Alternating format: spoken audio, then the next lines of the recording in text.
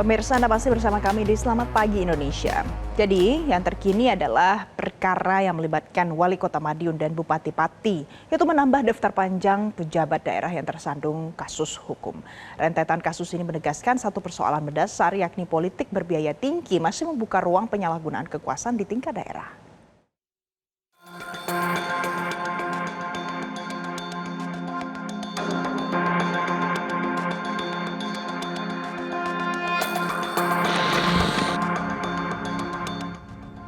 KPK mengungkap dugaan penyalahgunaan kewenangan oleh kepala daerah.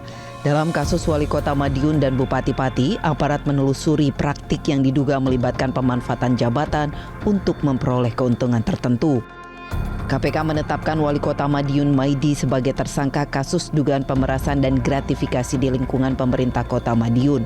Maidi diduga mengarahkan pengumpulan uang terkait perizinan dan dana CSR melalui pejabat Pemkot dan orang kepercayaannya.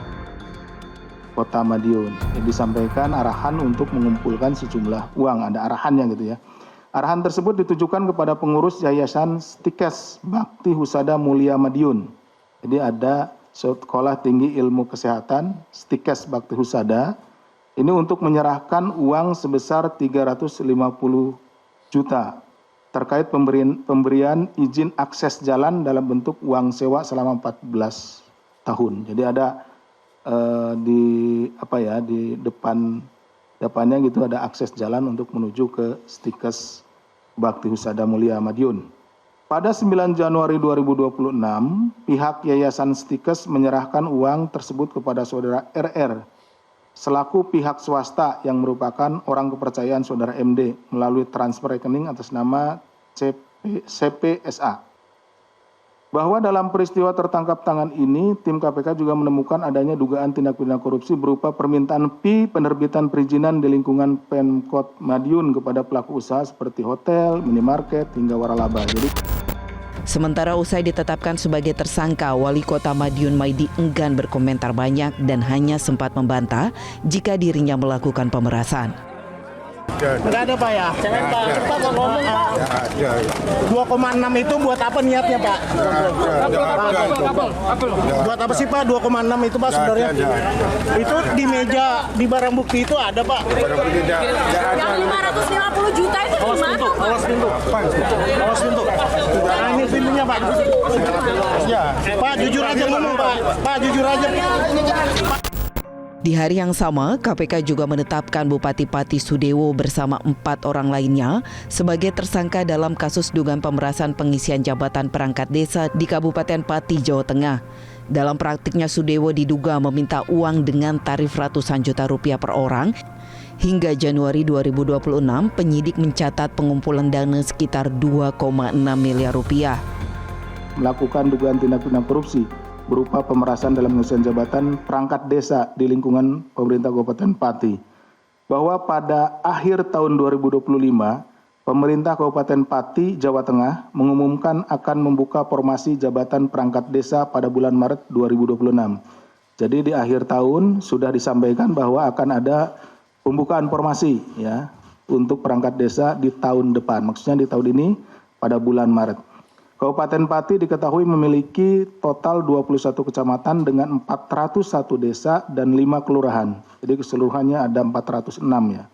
Saat ini diperkirakan terdapat 601 jabatan perangkat desa yang kosong. Jadi ada 601 jabatan yang akan diisi pada formasinya pada bulan Maret yang akan datang. Atas informasi tersebut kemudian diduga dimanfaatkan oleh saudara SDW selaku Bupati periode 2025-2030 bersama-sama dengan sejumlah anggota tim sukses atau orang-orang kepercayaannya untuk meminta sejumlah uang kepada para calon perangkat desa. Namun Bupati Pati Sudewo membantah terlibat dugaan pemerasan dalam pengisian jabatan calon perangkat desa.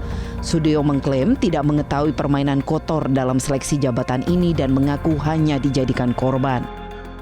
Selama saya menjadi bupati itu, pada pengangkatan pejabat di lingkungan pemerintah Kabupaten Pati, baik eselon 3 maupun eselon 2 yang ratusan orang, termasuk pejabat di rumah sakit umum daerah dan BUMD, tidak ada satupun yang transaksional. Saya tidak menerima imbalan apapun. Konkretnya Pak Itu Dewo, satu ada tidak. angka 125 ke 225 itu angka dari Anda, perintah Oh, dari... enggak, sama Bukan, sekali jadi gimana Pak? Jadi Bapak dikorbankan atau di Saya menganggap saya ini dikorbankan.